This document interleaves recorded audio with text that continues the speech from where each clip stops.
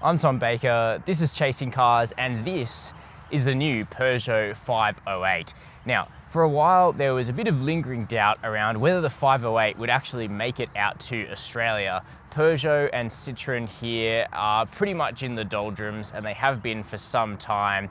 But right now they're on a big exercise to try and rebuild both of these quintessential French brands in the minds of the Australian public. And honestly, I've got to say, I hope they're successful, because the current product lineup at Peugeot and Citroën is pretty damn impressive. And that includes this 508, which I've got here in GT station wagon form. In fact, the GT is the only spec that's going to come to Australia in the beginning, though they do say they're considering cheaper models like the GT line for later on. I think we can all agree this thing is a looker, and although people are really interested in SUVs these days, hopefully there are still a few holdouts looking in this medium car class, looking at stuff like the Volkswagen Passat or maybe the Skoda Superb or Mazda 6. The new Peugeot 508 is now an additional option in that segment. Now the GT looks pretty cool. We've got the classic sort of GT bronze finishes, 18-inch wheels, LED lights all round. Sedan and wagon options. Personally, I reckon the wagon's pretty cool, but with this car, it's actually all about the interior, and that's where we're going to look next. And the 508 really is an interior story because, I mean, just look at it. This car is firmly in the sort of 50 grand range, but it elevates you into an experience that I reckon is more 70 grand inside. This French company is really punching up into near luxury territory with this car, and we've sort of seen that theme on the SUVs, but the 508 is positioned as the flagship for Peugeot, and I can see why. It's a very, very nice place to spend time. The GT has everything on it. Now, as I said, this is the only trim that they're bringing into Australia at this point, and that's okay, because I guess when you're kind of down and out and looking to build sales, you don't want to be nickel-diming people. So this car, it's got full Nappa leather, it's got a watch strap pattern, which looks awesome. You've got electric seats, you've got a massaging seat over here, they're heated. So, I mean, what more could you want than that? That's pretty cool. I guess you could want cooling, and you're not gonna get it.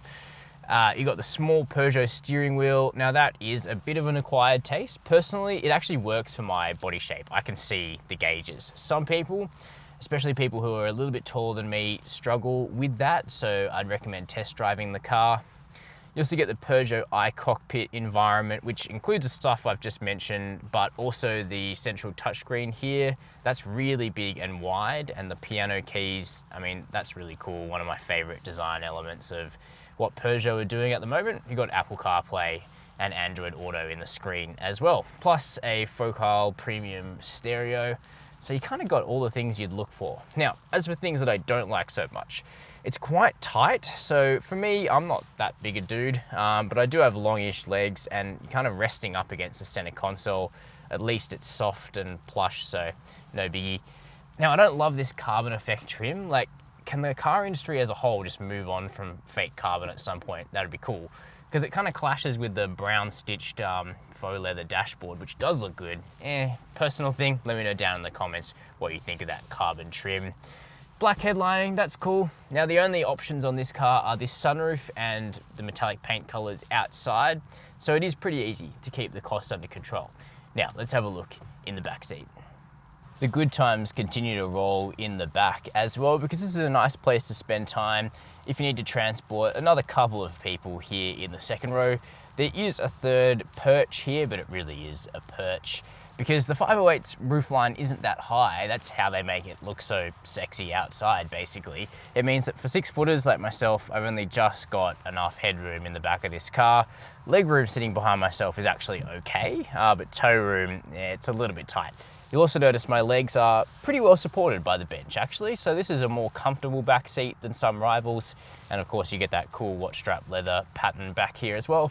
The soft touch materials, they do continue into the back, so you don't feel like a second class citizen. You got air vents, you got powered USB ports, so all in all, not bad, hey? Now I reckon the new 508 has a pretty shapely rear end. I really like the detailing with the spread out Peugeot lettering. We are seeing a lot of brands do that now. I think it looks good on this car, as well as the sort of smoked grey tail lights. Pretty mean, I reckon. I'd have one in this spec, actually. Now, you do get an electric tailgate here on the wagon. That comes up nice and quickly. It's not slow like you get with some. And the boot is pretty big. It's 530 litres. That's definitely not the biggest in the class, but you know, it's not bad. The load cover moves out of the way, but it doesn't move entirely out of the way. So it's still going to kind of protect the privacy of the stuff you put in there. You got the aluminium liner and adjustable tie down points, which is nice as well. So it's a pretty versatile thing.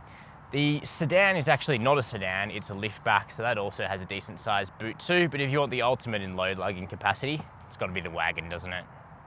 So what is the new Peugeot 508 like to drive? Well, you know what, I actually really like how this car drives. Right off the bat, it actually reminds me of a really pleasant middle ground between the stuff we like in the Volkswagen Passat and the Skoda Octavia and what we like about the Mazda 6, because those two cars are very different and the 508 sort of falls in between. So what you get is you actually get quite a sporty, focused driving experience with the benefit of a really refined turbocharged engine. Because like VW, PSA have a lot of experience in turbo engines. Mazda have only kind of just returned to turbo engines, so I'm not that much of a fan of the 2.5 litre turbo in the 6. But this 1.6 litre turbocharged 4-cylinder in the Peugeot 508 is really nice. Now, people that are fans of Peugeot will know that this 1.6T is seen in a lot of products. It's in the 308 GTI. It's available in the 3008 and the 5008 SUVs. But the point is that the one that's being used in the 508 GT is, a decent little unit which has good outputs. So it makes 165 kilowatts of power and 300 newton meters of torque. So a little bit less torque than you'd find in a turbocharged Passat. That's because the displacement is a little smaller. Turbo is fairly big though. The thing is that even with 165 kilowatts of power, it's only running about an 8-second 0 to 100, so it's not that fast, but the actual performance out on the road is pleasant. It's a tiny bit of lag as you get on the throttle, but once it's kind of picked up its skirt and starts running, it's really quite nice actually, and in-gear acceleration is pretty strong. It doesn't sound like much, but if you put it in sport mode, it's got adjustable drive modes, it sort of pipes in this artificial engine note that, sounds okay. Don't really care that it's piped in. I know a lot of people, that gets them going, but meh, it's a family wagon. What are you going to do? So the engine's good. It's hooked up to an 8-speed torque converter gearbox made by Aisin. And that's an area where the 508 kind of mirrors the Mazda in that it's got a proper automatic gearbox, doesn't have a dual clutch unit like the VW. Very intuitive transmission, you don't really notice it doing its stuff. You can lock it out into manual mode and use the paddles, and it's good. 8 ratios, it's quite a lot. Pugs used to have 6-speed torque converter after they moved away from the sort of disastrous robotized autos. Maybe 6 ratios is a bit more appropriate, but it's personal preference, isn't it? The other stuff about the way the 508 drives is also really nice. It's got really good steering. That's no great surprise given where PSA are going with their steering at the moment. It's quite quick steering, and it feels especially quick because it's delivered through this little wheel. So your inputs are kind of multiplied, and I like that. Once again, it's maybe something that some people like and some people don't. The front end is also very agile because, like other Peugeots built on the EMP2 platform, the 508's light. So it's lighter than most of its rivals, and therefore with less mass to shift around, the laws of physics are better to you. Simple as that. It turns in well, it's crisp, and the body control is excellent, even in this wagon, which is a little heavier than the liftback version. It sits nice and flat in the corners, and very, very impressively, even if you're fully loaded up in a corner, if you encounter mid-corner bumps, it just soaks it up. Suspension is done brilliantly. We've got adaptive dampers on the GT, and they work well in comfort, sort of long and loping classic French car ride, still a bit of road feel. Put it in sport and it's quite firm, not uncomfortably so, it's still compliant. I think they've pretty well nailed it actually, the ride quality. It rides better than a Mazda 6. Maybe not quite as well as an adaptively damped Passat Highline or R-Line, but pretty good all the same. And they managed to do that even with a torsion beam rear suspension, and that it works well. You don't feel typical torsion beam issues like thudding or thumping from the rear end, and you know, it feels as good as IRS. The French know how to do a torsion beam properly, that's the difference.